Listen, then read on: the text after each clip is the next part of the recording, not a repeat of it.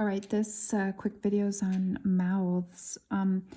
If you have like a little animal face, sometimes you can just, I think our instinct again is to just kind of carve a little mouth line in there, something like this. And that's fine. That works. It does. It works.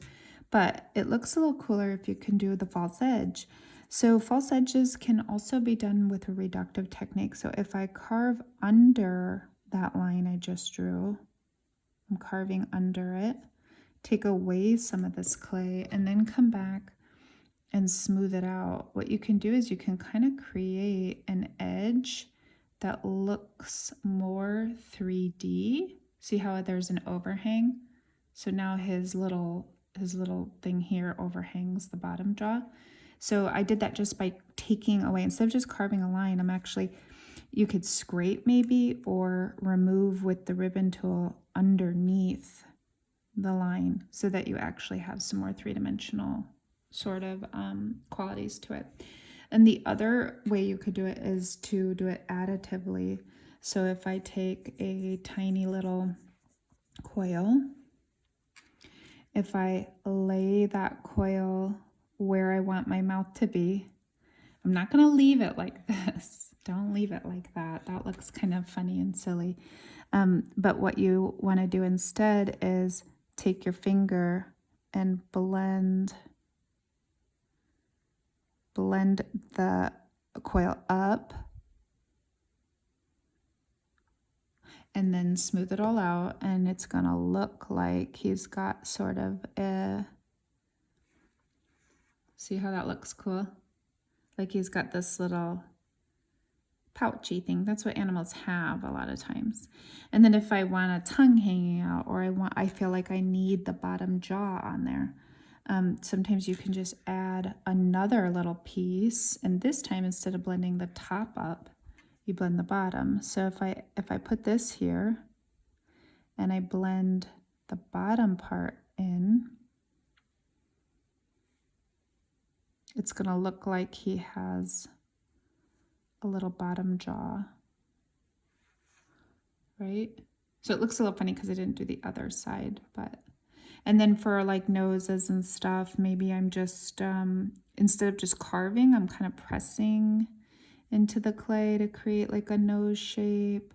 Or maybe I need to actually carve it, or maybe I need to actually add it on. So when you're doing like the facial features of your animals and things, I want you to really think about not just drawing everything on, and also not just sticking it on with balls and coils, but how can you like take a ball or a coil and then sort of like manipulate it, sculpt it, blend it in to create more of a sculpted look. So you can kind of see the difference between the two. And this would look cute if I did another one for sure. And then you can also open mouths up. You know, if I cut this open, you just pull it down. So cut it, pull it, and then you might have to, obviously go back and clean things up. But, you can create open mouths even if yours was originally closed. You can pop it open like that.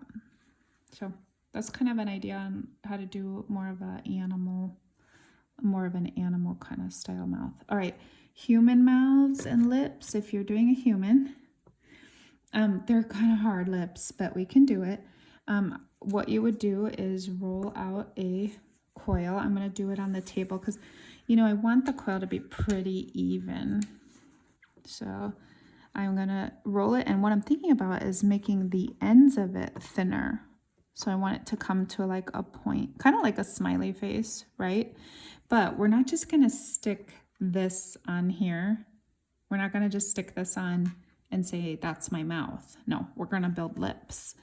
So lips are just a flap of skin that come from your nose. So I'm pinching. You see how I'm pinching the top down. So this is still look like a coil. That looks like a coil. And all I'm doing is kind of pinching it. This is going to be my flap of skin that comes from my nose, and the coil part here, I'm going to try not to touch this much. This is the lip. So, sorry, when I put this on, I'm thinking about And this might be a little too big for this face. I'm putting it on like this with that flap of skin going up towards the nose. And I'm going to blend that flap in. This just is a little long, so we'd have to trim some off or something. And then don't touch this much except to sort of shape it a little. So I can kind of push up, especially with, you know how people have the little like heart shape at the top, like two little bumps with the thing coming down the middle.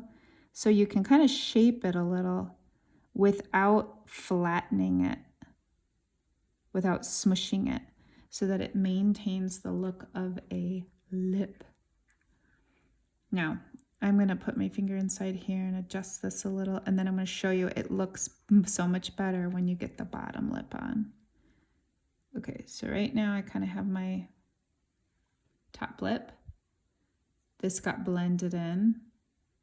It's a little duck lipped, right? So you can kind of smush it back a little if you need to. Okay, and now I'm going to put the bottom one on. The bottom one is the same kind of coil, just shorter and a little fatter usually. So I'm going to make 2 narrow ends, kind of like a banana or something. I put it here and here, and then I'm going to blend the bottom in. My clay's a little hard, so it's kind of difficult, but I'm making it happen. And then take a little bit of water and start to smooth what you've added. You can use tools, you don't have to use your finger if you don't want. And then once you kind of have those lips on, you can come back and look at it and start to maybe open them up. Maybe they need to not stick out so much. Maybe like, see how this looks kind of funny? There's a lot of fatness right here. So maybe I need to come back and, you know, take some clay off.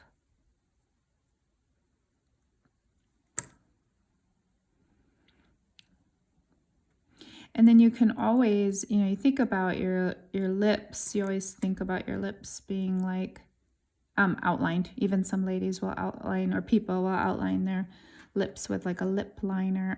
So if you really want that to be defined, then you can come back and you can kind of draw a line here and here if you really want. But I don't think it looks that good. I think when you paint it, you'll take care of that.